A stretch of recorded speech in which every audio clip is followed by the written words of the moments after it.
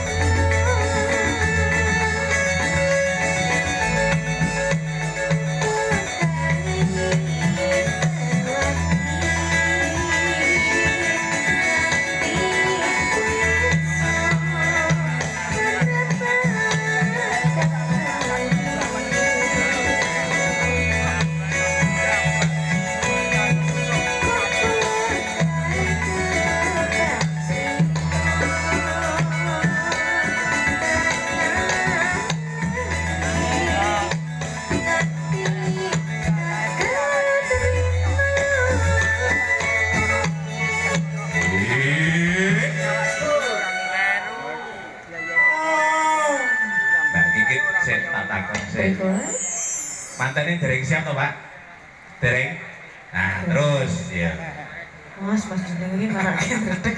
Daripada ngetengah lakon tindak kok ya wong elektone ora rime dadak kok. Nggih, napa-napa nek dereng sampai finish iki tengah dalan sido ora penak ya Mas. Ora penak lha nek mau bapa iki kodang-kodang atiku kok ya sedaya tundurne ya lara atiku ngono. Sekali-kali curhat lah kondisi.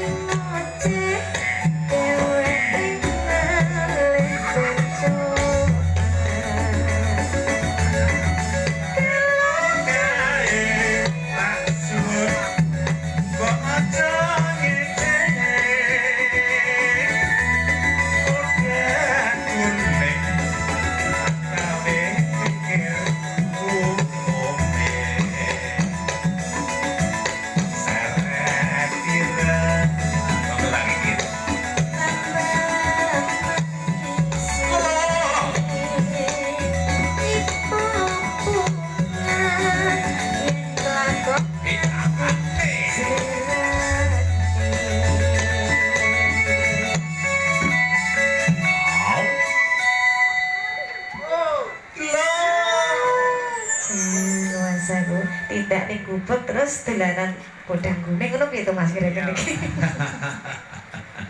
Oh arep tak leboni podang kuning kok ngelir. Ayo. Roro introne lho kok gubeng asmara lah aku dasare rada ngantuk-ngantuk ora fokus. Sing kendang niku ajak-ajake niku ten gubeng mawon lho Pak ater-ater niku Pak. Lah wong sumuk-sumuk ngesis lah ya. Lah nggih to. Ngerti nek hawane iki ya kaya ngene iki kahanane ya Mas ya. Ya tenan sumeh ya. Iya.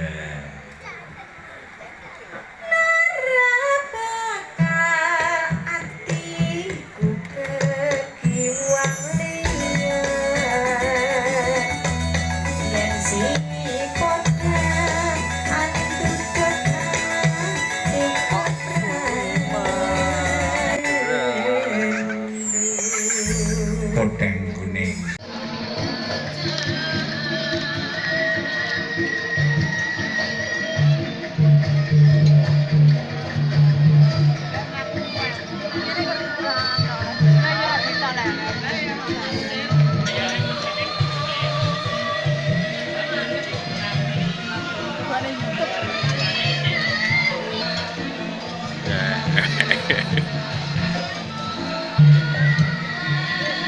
Video.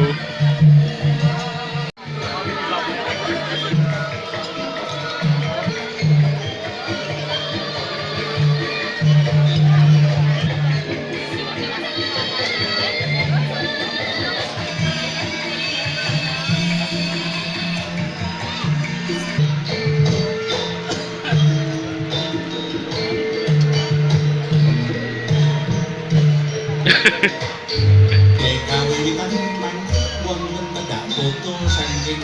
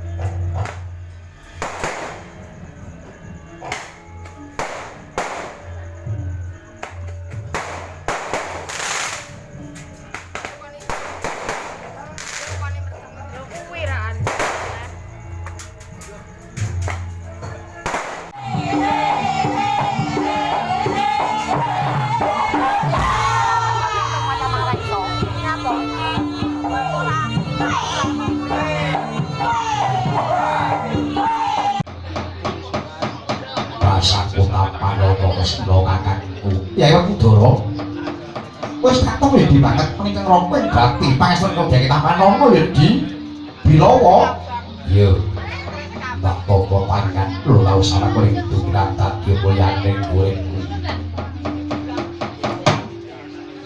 mangke popo Prabu Yaya Kadura utreten ngababan samut Yai Harjuna Sari prapan ingkang ngroko ngamarta sarimbit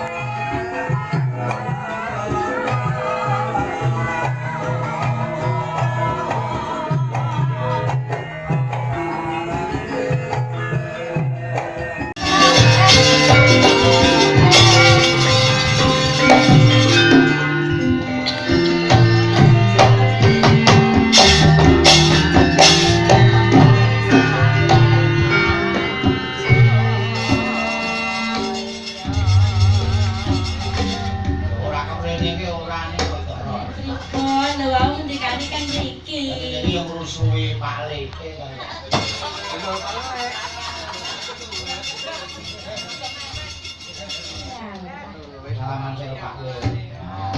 Yo bibine lalu. Ora. Oh malah pengen di kancane. Akhirnya njaluk sun. Ora. Nggih, sugeng dalu Mbak Lindo. Wis dalu Cahayu. Mbak Cange. Nggih. Ben bengi ringgitan kok saya guru Mbak Cange. Heeh. Lu kandaken. Ternyata kula saya ginuk-ginuk. Assalamualaikum warahmatullahi wabarakatuh. Alhamdulillah matur sembah nuwun. Wangsulanipun salam ngeten nggih. Mugi-mugi kanthi jawab salam kanthi kompak menika saged ndamel lancaripun acara ing ringgitan dalu menika. Diberikan Amin. sehat seben. Bapak Rimun sekeluarga menika pinaringan sehat, selamat rezekinipun lancar nggih Pak. Amin. Usahanipun lancar sedanten panjang yuswa. Ya amin. Donga iki nek sing ndongake singen iki biasane kabul kok. Amin. Kabul kok diluk engkas ya teko. Kabul. Pas kabul. Heeh. Nggih niki nyen pangapunten swanten sik dereng waras saestu. Saperlu menapa jatipun. Nggih jemukaken Kang Putra. Mugi-mugi Kang Putra dadosa keluarga ingkang sakinah mawaddah warahmah. Nggih, mugi Kang Wiwitane nyingkar nyingku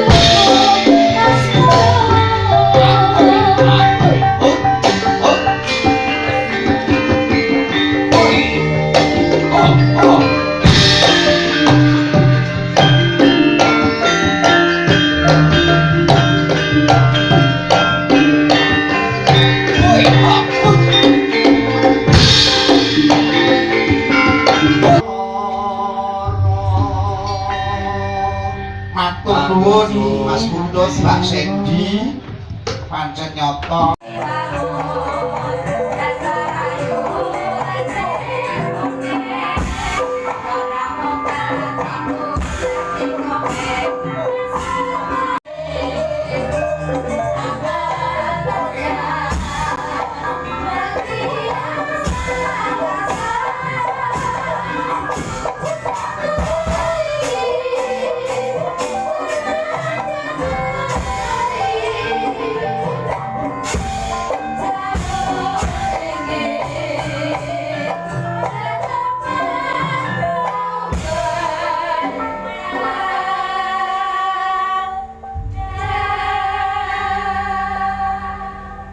Wilujeng dalu Kang Gareng. Wilujeng dalu, Pak. Alhamdulillah. Alhamdulillah semangat Kang Gareng. Nggih, watuk-watuk nekat, Mas. Wah, nggih mboten napa-napa. Ora perkara watuke, ora perkara sing penting wonge waras. Alhamdulillah taksih pikantuk berkah saking ngarsani Gusti Kang Maha Kuwasa, sehat walafiat.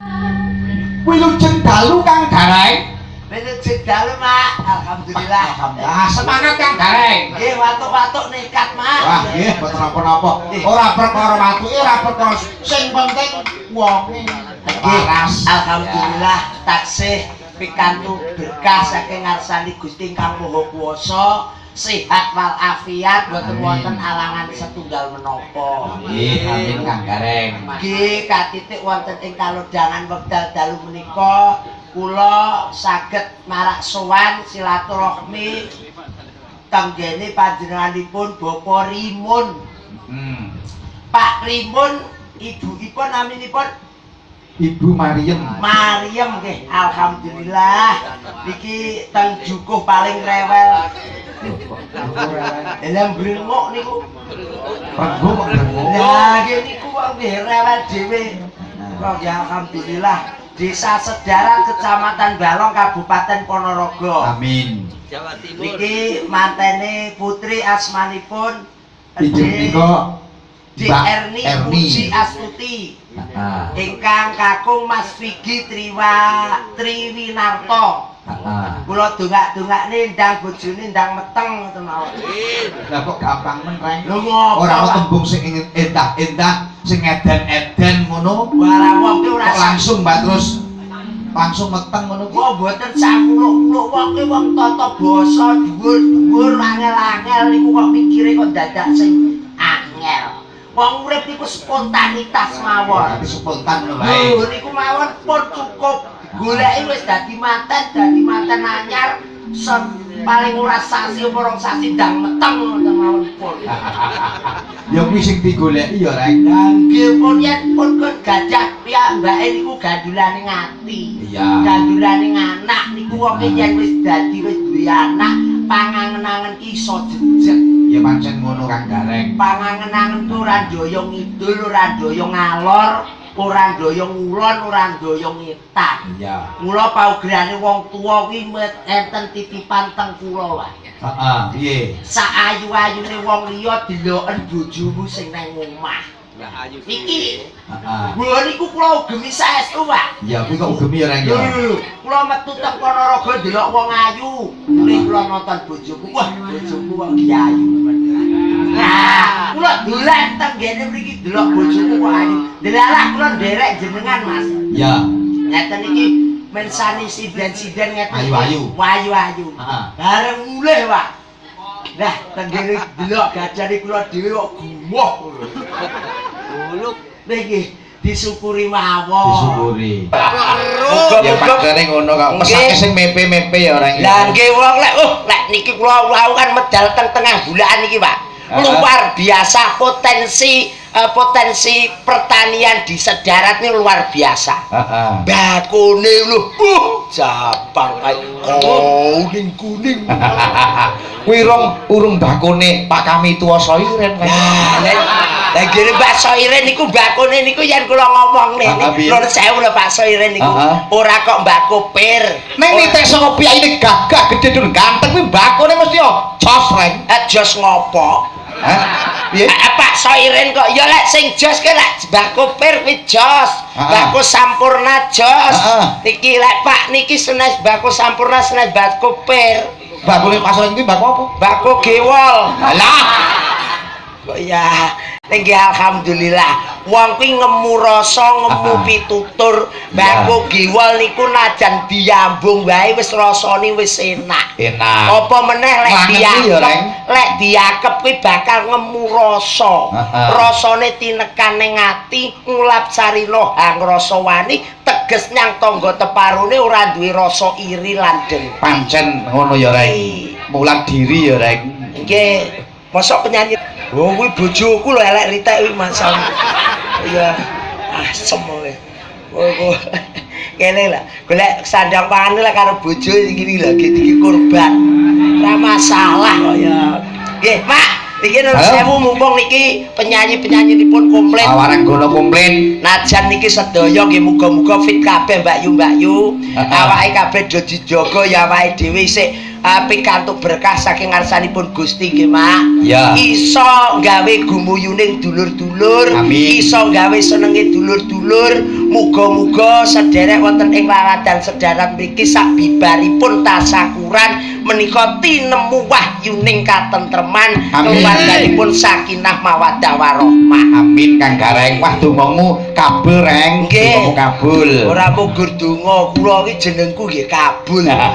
Iki alhamdulillah. Nggih nyun sewu niki leres asmane Kang Gareng niki kabul. Nggih, kula enten gareng napa kula iki nggih kabul gareng. Lah, saiki kene gedang kabul kabeh dongak-dongak muga-muga kabul, ndang padha sugih, ndang padha sukses. Lek wong padha sugih, padha sukses, mesti kabeh nanggap wayang. Amin Reng. Nggih. Coba Reng. Iki tak diwetke karo Waranggono elok Reng. Sinten, Pak? Sinten? Bocahe saya ayu, saya cantik. Aduh, Sapa? masak elok ta Reng. Ora nyono-nyono jempol saya gedhe iki saya apik, saya ayu Reng. Sinten, Pak? Siapa lagi ora lala Reng. Lala. Tak kira luwane. Coba dijamongke ya Reng. Mangga. Ya, jebul iki yo penghapusan. Ilmu penghapusan Itulah indahnya. Iki gambarnya awake dhewe yo indahnya seorang hidup di dunia itu harus Nikmati. berpasang-pasang. Lah, ngono Mas. Yo ngono to. Ngopo? Yo ra apa? Yo. Mas, Mbak Limbo, sampai lalu. Ngomong apa? Sami sehat Mbak Lama. Amin, alhamdulillah. Masaku bareng saka luar Jawa, masaku saya tes wecake. Biasa. tenan. Biasa. Wow, biasa butone asisten ngedeni. Nyapa to? Aku tegese ku ngedeni klambimu yo ben kok ngedun-ngedun. Masak. Ya Allah. Aku ki wanita. Lah aku ki gungan karo awakmu ki Wanita apapun lah aku ki. tegese apapun. Tegese apapun. Ya apapun kok dadi tegesne apapun. Apapun ki apapun bentuknya, gimana caranya kita harus menghibur. Nah, betul. Pinter. Apapun. Nggih, Mbak Limbo. Dalem Mbak Lala. Nggih, menika sowan wonten dalipun Pak Rimun. Pak Rimun nggih, sebab Ya ini bangga gede dhuwur Mbak Lala. Gitu. Mula putra-putrane yo ngapusi jenengan apik. kok tau ngapusi kula. Mboten. Lah kenali karo omonge wong ganteng wis anu ora lah. Yuk. Ndem, nyapa? Sik sore ki santai mosok Pak Limun yo ora munggah. Lah nggih, monggo kula nyuwun mobil Mbah Rimun kersa minggah ngoten Mbak Limbo. Lah nggih. Kepareng damel kenang-kenangan Pak Rimun.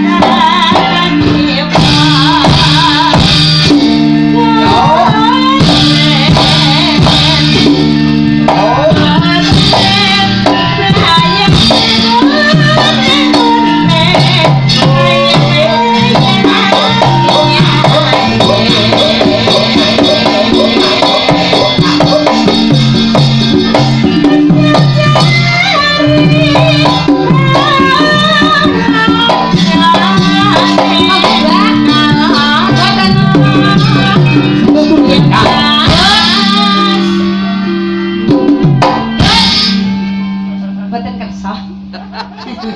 Weh, nek kok udah kersa ya. Kok katur dawa-dawa ora teko. Niki Pak Eka lan menting Mbak Lala niku kuwenak jane gelem nang Pak Rimun. Lah nggih. Wis didawakne koyo ngene wis ora teko lho. Iki apa meneh lek ndek. Kira-kira ya ora nyampeni. Lah nggih ya.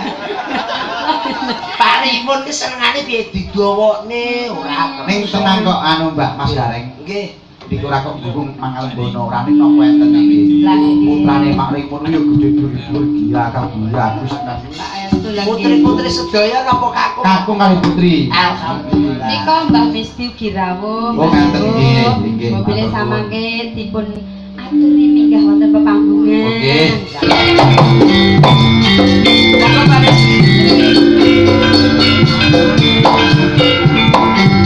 Yo.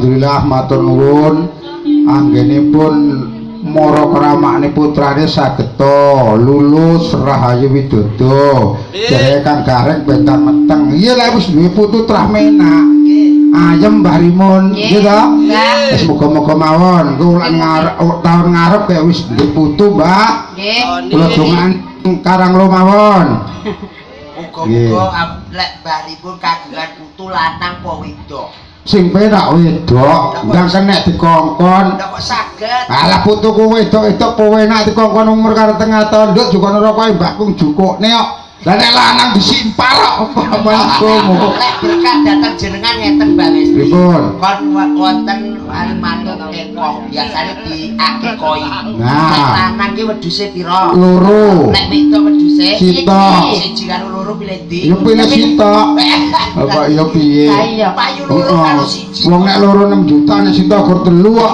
lah sing 3 wis kena nggih bumbune nggih ngoten Mbak Lala Nggih, Mbak. nggih matur nuwun macange kene iki didhawuhi napa lah sampean napa nyune oh ngoten Kersane iki penake gendinge apa sing enak ngono Mbak Lala kula niku manut mawon, Mbah. Pokok kula iki cedhak jenengan mesti menak.